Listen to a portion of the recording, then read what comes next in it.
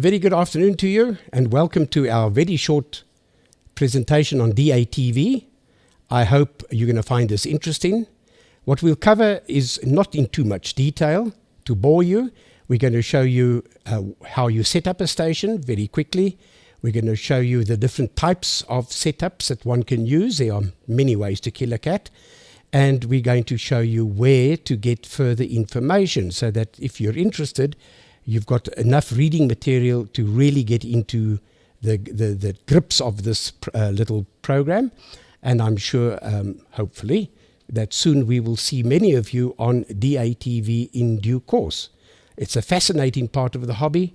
Thanks to the new satellite QO100, we have a wonderful opportunity to connect with people all over Africa, Europe, into the UK, and it's a lot of excitement, and it's certainly a facet of our hobby that is attracting more and more attention. So I hope you'll enjoy this very short, brief, shall we call it, discussion on digital amateur radio television.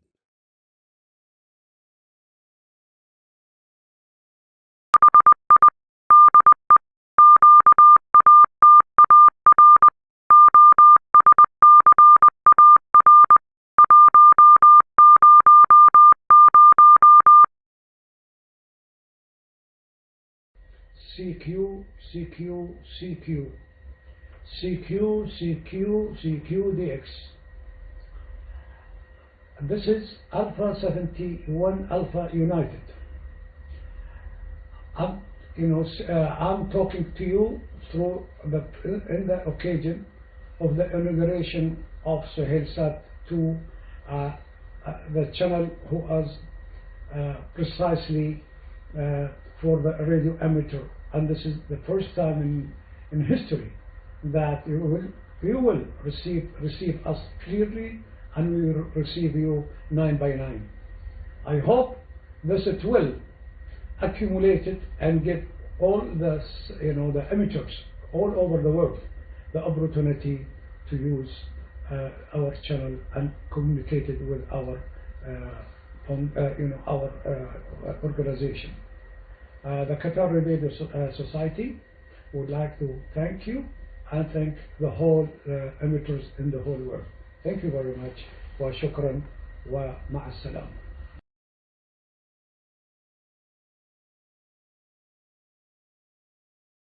Sahelsat, space to deliver your vision. Falcon 9 is configured for flight. 10, 9, 8, 7, 6, 5, 4, 3, 2, 1, 0. Ignition.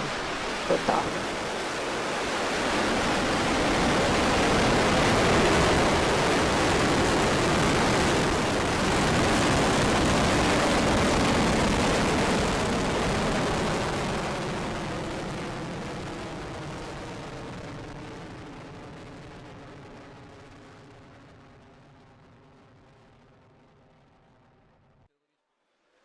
Second engine start. And we've had second engine start number 2 as that Merlin vacuum engine relights.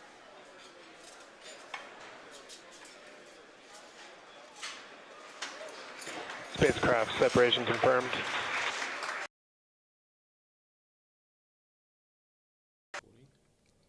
Okay, to get going, I think it's always advisable to start receiving DATV pictures. And there are a number of ways to go about doing that.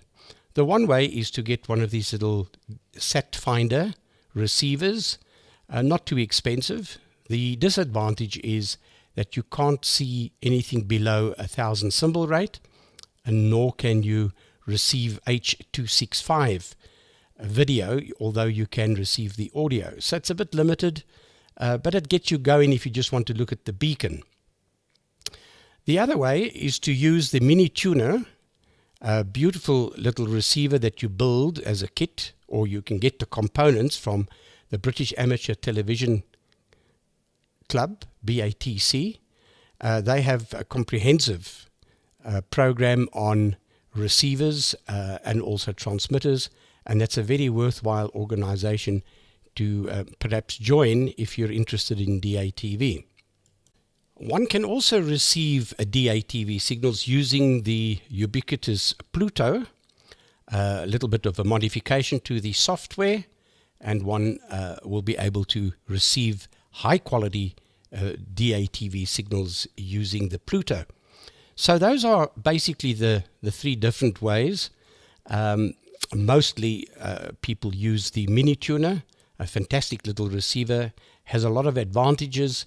You can see the signal strengths, all sorts of other information can be gleaned, but we'll go through that in a minute or two once we bring that up on screen. If we start with the antenna, one must realize that our television signals are normally horizontally polarized as opposed to the narrowband vertically polarized. Now there are two ways to do that with the LNB.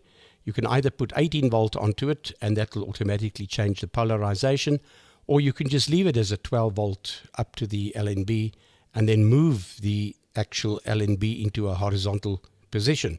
So it's up to you which is ever easier. So you have a dish and will be fine. LNB, it down converts to around about 740 odd megahertz, and then you can use the Pluto to receive that, and then on your computer, through the right software, which we'll go through in a minute, you can then decode the various DATV signals. Alternatively, you use the same LNB, same dish, and you come into the mini tuner, and its proprietary software is used, and then you click onto that, and you've got two types. You've got the new version 9, or the older scan and tune, which is a very nice feature because you can let it run across the band like a spectrum scope, and it will automatically save the various DATV signals on the right hand side of your screen, and you can go and click onto them later and then play them back and also choose which ones you want to look at.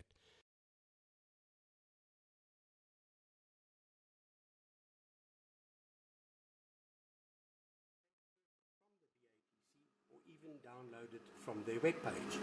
The beauty about this transmitter is the ease of operation. It's got a touch screen and really well thought out and programmed so that it can bring you onto the air very quickly. You can touch screen the transmitter comes up, you can change the frequency, you can change the modulation, the type of encoder, for example H265 or 264. You can go to the source, either a webcam, a whole list of different test card can come up. Your line gain you can adjust so that you can adjust the output of the line gain, and in other words the signal strength. Let me just clear this. And then your audio, you can have a direct microphone input or through the webcam. You've got an easy video capture device that you could use so that you could get video in to the unit using this little device. You can also have preset frequencies, for example, and you can store your preset levels. You can also have attenuation levels on your output. That's all on the TX side. Then, coming in due course, you can also receive on this. This still has to be enabled, but there are a couple of guys doing research on this using the Raspberry Pi 4, and I have seen videos being received on this very unit. And then you can of course configure everything. You've got different formats, you've got everything you need on this little transmitter. A very simple thing to build and very versatile indeed. Of course, the other way is to go to the Pluto, which we will discuss in a minute. But that's the ports down. If you want to see what it looks like inside, it's very simple really. I'm going to attempt to open the cabinet and you can get a shot of it from there. Everything revolves around this area here. This is the Pi 3 Plus. You have the little line. I've just disconnected the amp at the moment. That's a little preamp, and the two 5-volt power supplies, little fan, and that's it. It's actually very simple, and it works like a bomb. I'll tell you what, very, very useful, versatile piece of equipment to get a decent signal out, a nice transmitted signal. Right, I hope that explains the ports down for you. And as mentioned earlier, we are going to show you the Pluto, which is this little Pluto here is that whole DATV transmitter I showed you earlier, the ports down, and it can actually receive TV at the same time. So the software organizes the Pluto. You can either go in through a USB cable like we have, or you could have a network cable attached to it with a separate power supply. The output of the Pluto in this case goes to a preamp which is underneath the unit. You won't be able to see it really, I don't think. It's right underneath a little 1 watt preamplifier. The output of the preamp comes into the input of the LD MOS amplifier over there. This is just a little circuit which was developed by Leon to take the temperature of the amplifier into consideration, and we can change the bias that you can see over there, the bias current. At the moment it's not operating, so it's sitting at 106 and 1.82 volts. On this particular amplifier I also have water a chiller outside, water cooled, and that keeps this thing very, very stable to within about 1 degree. Okay, the way I started with DATV was to get a very cheap sat finder as the one I have in my hand, and I was able to at least download the pictures from our beacon on the satellite, and I'm sure we get a bit of a close-up view on the beacon, and you can see this little sat finder picking it up. The disadvantage with these things is it cannot receive anything lower than 1,000 symbol rate, so it's actually not really a good instrument to use, but it's a start to get the dish nicely tuned and at least on frequency, etc. So that's a little sat finder that I used, not very expensive, about maybe 1,700 Rand, and it certainly helped me get my dishes going and at least get the thing started. Another disadvantage with this unit is it cannot pick up H.265 TV, but only H.264, so a bit of a difficulty. However, it's a start and it works. Right, we have to now, of course, build a little receiver to be able to receive the DATV signals. There are many ways. You can buy them, or you can build the mini tuner, which is this little unit over here. Works extremely well, and no problem with it locking on. And what's nice is you have proprietary software that this works on. You've got 2 ports, so you can look at 2 different stations if you needed to, and it works very well indeed. Simple thing to construct. You get most of the boards and the tuner and the mini tuner module from the British Amateur Television Club. That's just a little power supply to be able to give it 5 volts, and you have different regulators over there. Works very well and easy to construct, and no problems with it. Nice little hobby.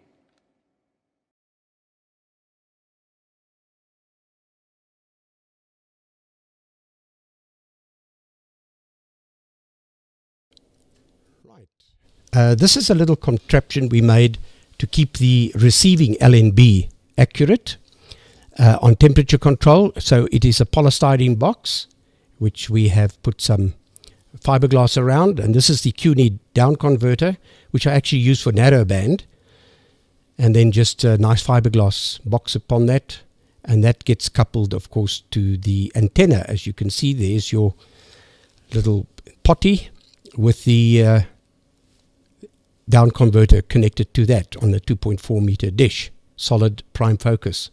That's a little gadget I made to be able to put a laser into the middle, a collimator, and then get the dish perfectly lined up to the center, and then I slipped in the potty.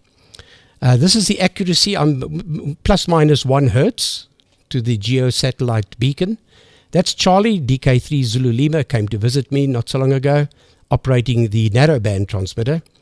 Having a lot of fun. He did a lot of DX stations on that via the satellite, of course.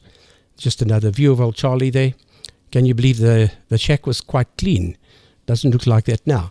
That's just the one receiving antenna on the left. There's a spare, and then the main transceiver. Charlie is 6'5" or something, and so it gives you an idea of the size of the dish. The bigger the dish, the better. This particular dish I have moved over and using it for DATV, and then I've recently constructed a smaller 1.8 meter dish to do this narrowband. That's just the narrowband setup built into the console. This was the start of the ports down transmitter. I built a little wooden cabinet for it so that we could easily mount the boards without too much difficulty.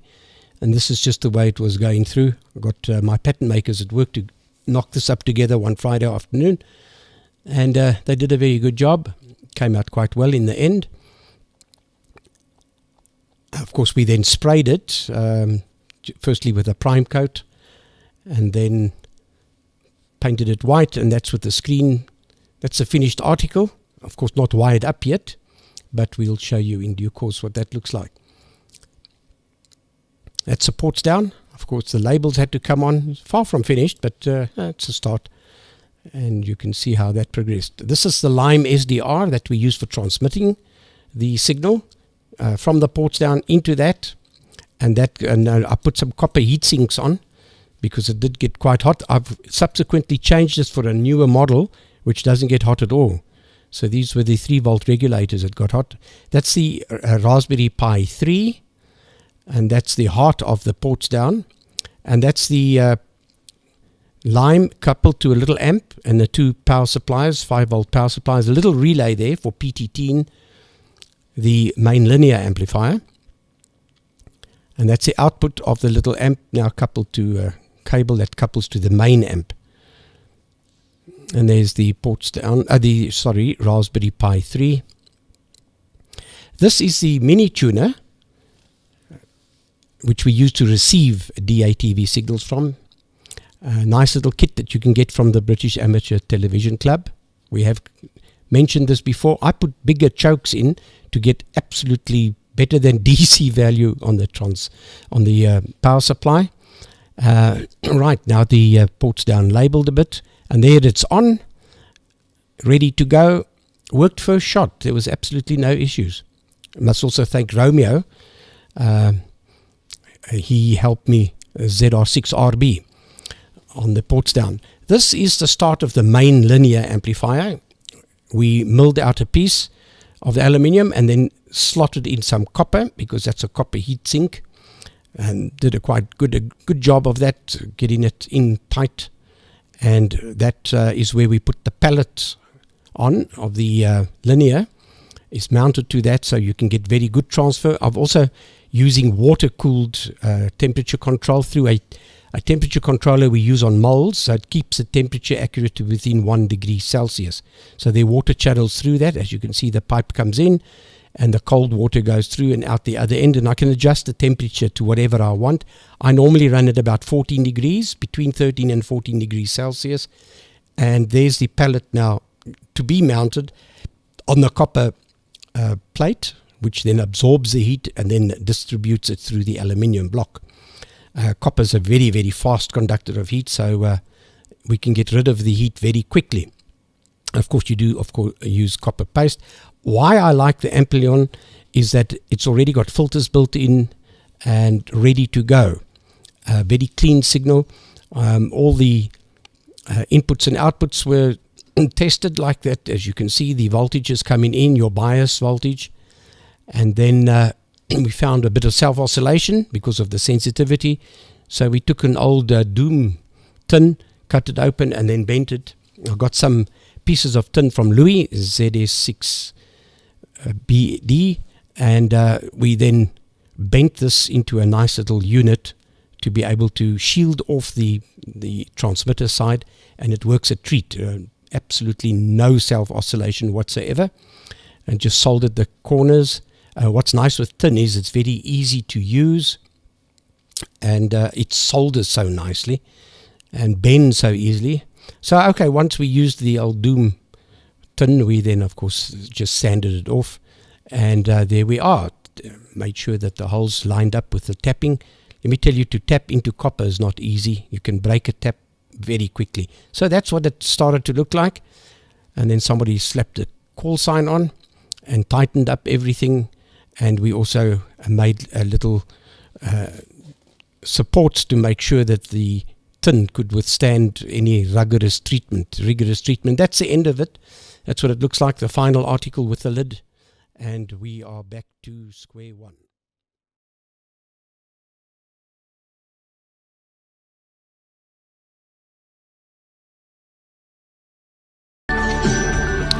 Right. Did you know what you This can guy's learn from overpowered. South India's most successful empire? Let's have a look at his signal.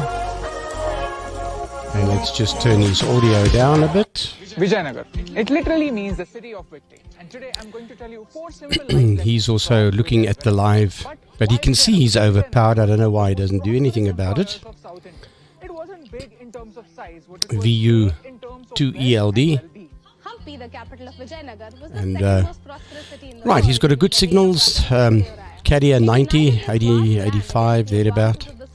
And it wasn't possible without good A lock, Vijayanagar very was good. successful in good governance. Strong signal, and a 7.8 dB carrier to noise ratio. D5 is a very good signal. Let's see what he's running. He's running H256. Let's see, 264. Efficiency is not high, 22%. And right, so that gives us an idea of what's happening there. Let's just have a look at the next station. We click that, and let's hope we get a lock on station number 2. It might not. Let's just go and see if the station's still there. Yeah, it's still there. 333 kilo symbols. And this Indian station is still way, well, it's overpowered, not massively so. A little bit of regrowth down at the bottom, but not too serious. Not a bad signal. Yeah, I still can't get station 2 in. Let's just see, we are on auto. I get, there's a little bit of a carrier coming up, then it drops, then it comes. Might not be quite on frequency, but still no lock. Okay, so let's take the priority off and give it another scan. There we go. Typische Bild Perus zeichnen. So ist der Reisende selbst voller Stolz erfüllt, dass einmal in die Gelegenheit kommt, dieses einzigartige Land zu bereisen. It's not a bad signal and not a bad video, considering he's only on 333 kilo symbols. It's a narrow signal, as you can see down in the screen, and let's just have a look on the Gunhili Earth Station. There it is. Narrow, and the frequency 2408.25 uplink. Sie liegt nördlich der Stadt Puno und ist auch nicht mehr gar so weit vom Titicacasee entfernt. Ja. Kaum zu glauben, dass ein Teil des Fernverkehrs durch die engen just mute his Straßen audio geleitet for a moment. auf denen man mit zahlreichen Rischkas den schmalen... There we go. Muted the audio, and that's what his signal looks like on the spectrum analyzer, as opposed to 1,000 kilo symbols. There we go.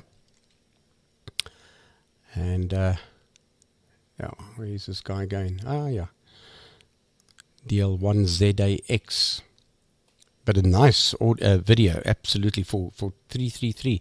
So he's got his station working very well. There's no doubt. It's a D4, good signal. Forward error correction, 3/4. And his signal to noise, or shall we say carrier to noise, must be greater than 4. And he's sitting at 7.8, so no wonder it's such a good signal. Luckily, with this being digital, things work out well. You can just be over the threshold and you've got a good signal. Lots of things to read and to understand about the signal. You've got different views, presets. You've got 2 ports for the receiver. You've got your symbol rate. You can even search a wider search so that you're not so on frequency. Sometimes that helps. You can also search derater search, and a little bit more about what is running there. Let's see, we try to get station 2. Okay, station 1 is detected, and then station 2 gives the frequency.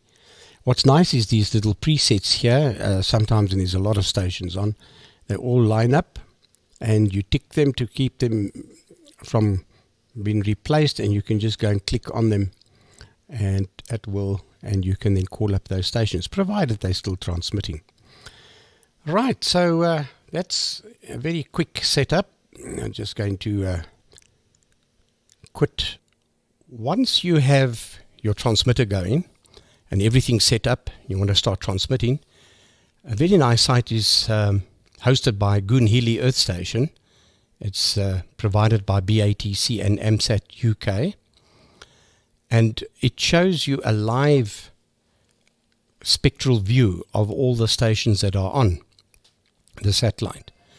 Here is a classic example on the screen, and there's also a very nice little chat box on the right, which sometimes if you change your screen it can be at the bottom.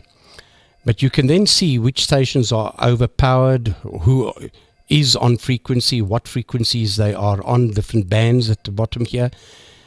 Normally we use the first 3 big segments here, as you can see, as the wide band. They do say narrow band, but you know, there is enough space for narrow band going forward, and it becomes a bit of a pain when you get a narrow signal here when you want to do a wide transmission, and this guy sitting with his narrow signal in the way, occupying space so nobody can come on. Effectively, we only have 3 wide channels. That's now 1,000 mega symbols, or 1,000 symbols rather. We only have the 3 channels, so not many people can come on wide at the same time. Of course, if no one goes on wide and you can go to a 333 symbol rate, there's many stations that can come on.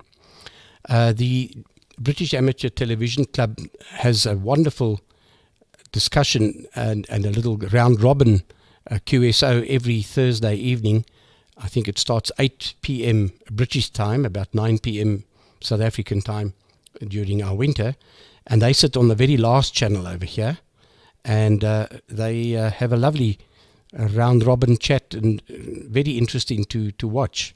I don't normally go and partake because I don't know the guys, but tend not to lose the opportunity to see them.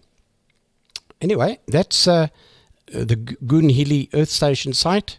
Very, very handy to see where the band's open, and then you, of course, you can click on the frequencies, and you can then see what frequencies you're transmitting on.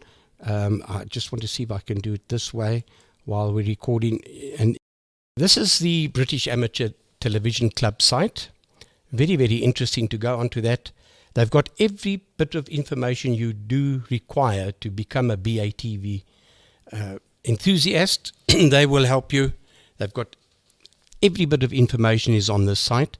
It's really worthwhile becoming a member of the club. And one little thing though, it's something like the SARL site. It takes a bit of getting used to seeing where things are. But what I did notice, and I have to even find it right now, and it's called their wiki. There it is, BATC Wiki. If you click on that, it will give you everything you need to know about coming onto television. It's got a lovely content page here. As you can see, a new to amateur TV, the whole lot. Everything's included over here. And you have sites spinning off from these as well. Very, very handy, and certainly worthwhile becoming a member of the British Amateur Television Club for sure. A lovely compilation of information, and if you go to that site and you read it up, and you'll be okay. There's absolutely everything you need, even programs that you can download if you so wished. So I think that's a worthwhile site and very helpful.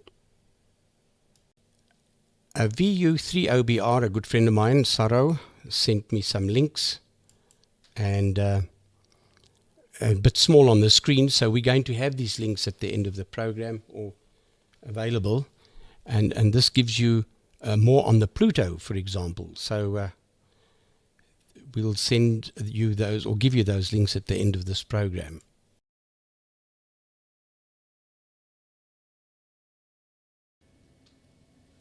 I want to take this opportunity of thanking a very good friend of mine, Leon, ZS1 Mike, for all their advice and assistance and guidance getting me onto DATV. Leon is an absolute genius when it comes to microwave technology and to satellite tracking stations. In fact, that's his job. He works for Denel, and he goes to various parts of the world with a full container load of equipment, sets up satellite tracking stations, and tracks new satellites that go up and sends us back to base, and that's part of his job. So he really knows what he's about, and he enticed me, if I can put it that way, because I wasn't that interested in the beginning, and then he persuaded me to take part, because he was the only South African doing it a few months ago. About a year ago almost he started, and got me involved, and now at least there's 2 ZS stations on the air doing DATV. Subsequently, I've done a bit of 3D DATV as well, and it's worked out quite well. A lot of fun, and once again, Leon, thank you very much for your diligence, your assistance, and your kind advice. It is greatly appreciated. Okay, this is what I started with. This is the BATC ports down transmitter. So the first thing, if you want to get involved in DATV, is join the British Amateur Television Club, BATC. There's a wealth of information on their website, and well, that's where I ordered the bits and pieces for a lot of my components of my station. So this is the ports down transmitter. That is their transmitter project, and at the moment, well, maybe not anymore, but it used to just do standard definition television. So it runs on a Raspberry Pi. It's fully self-contained. You have right-hand audio, left-hand audio, composite video input, and your RF output. On the other side, you have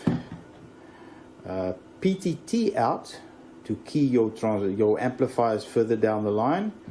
On-off switch, 12 volt in. This thing, it's got a Raspberry Pi inside, little microcomputer, and the SDR transmitter, the RF component, is a Lime Mini SDR. And it's also got a little module that is composite video to USB converter. So hence standard definition video only. It's got a little touch screen, and you can just press it there, and there we are transmitting. It covers anything from 2 meters right up to several gigahertz. So you can set up any frequency, any standard, all the video standards are there. Anything you want to do, it's there. And you just touch it, and it goes off. So this is my first transmitter.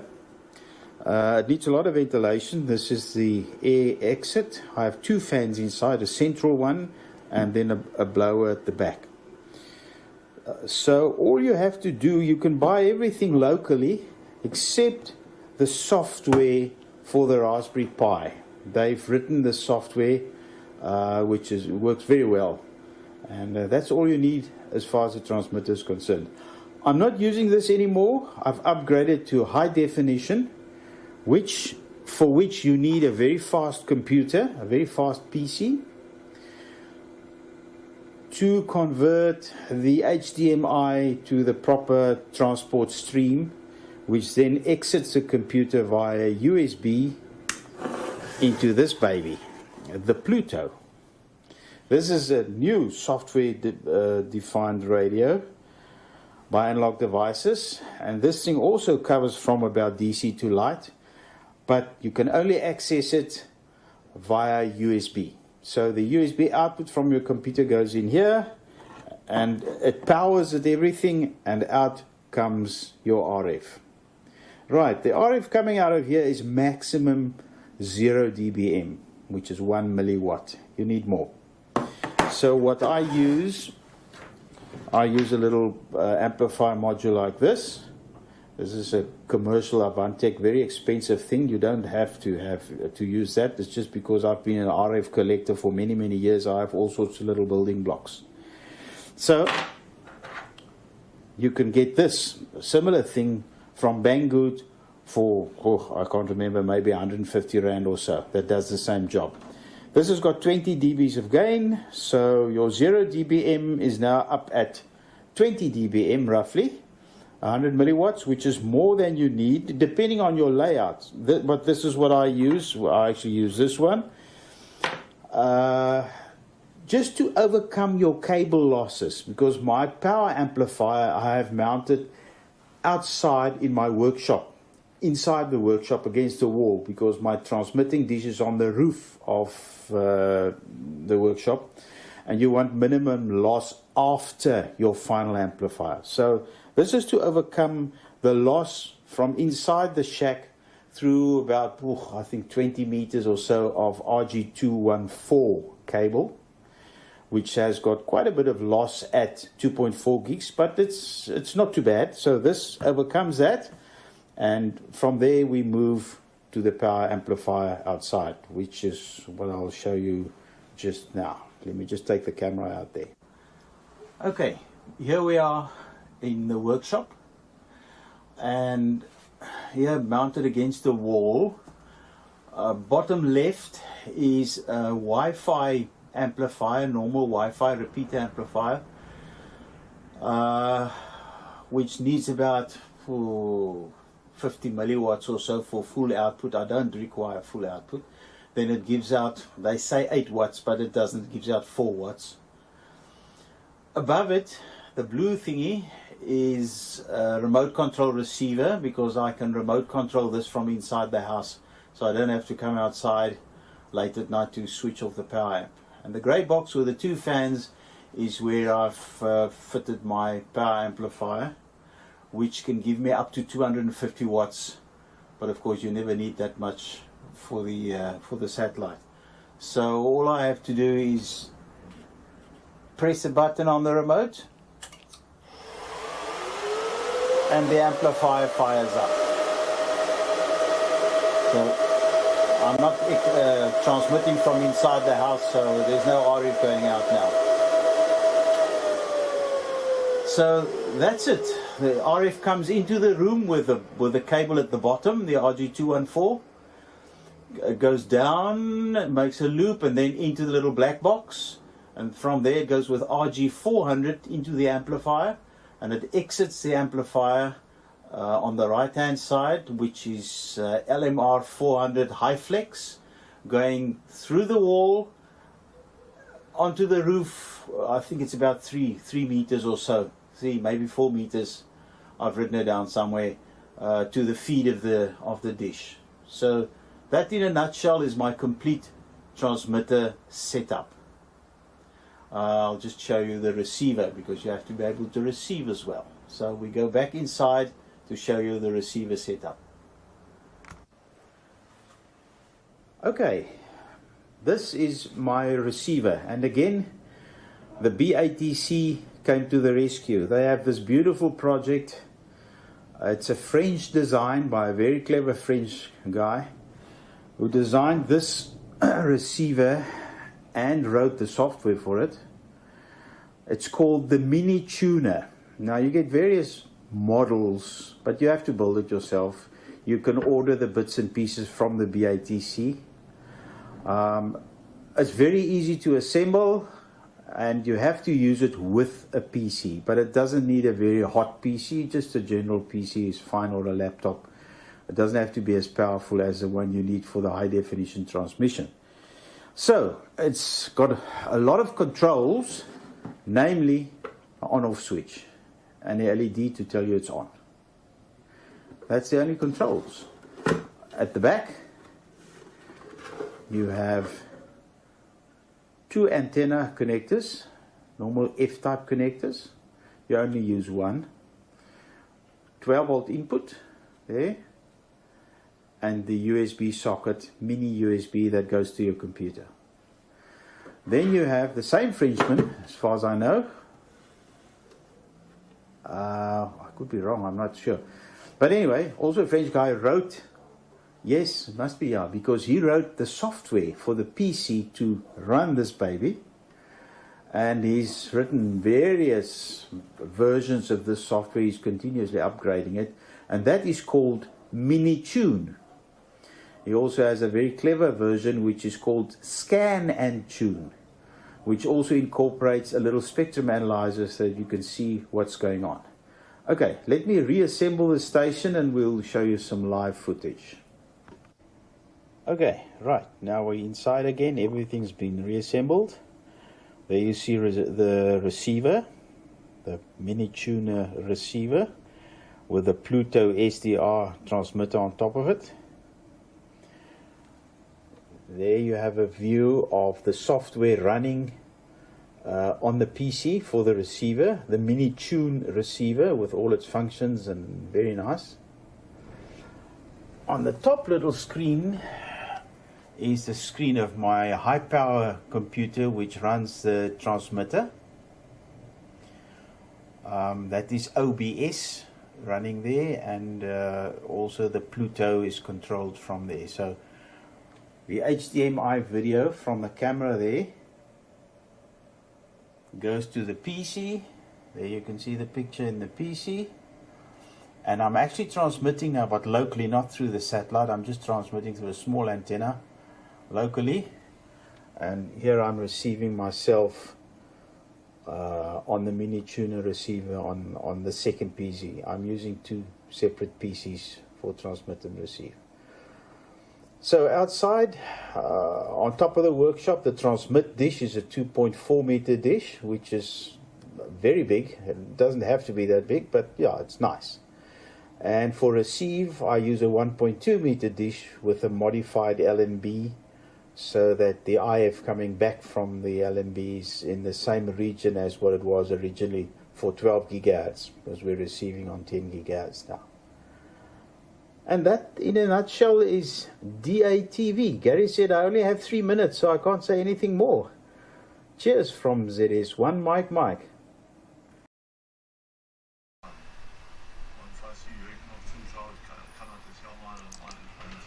Ja.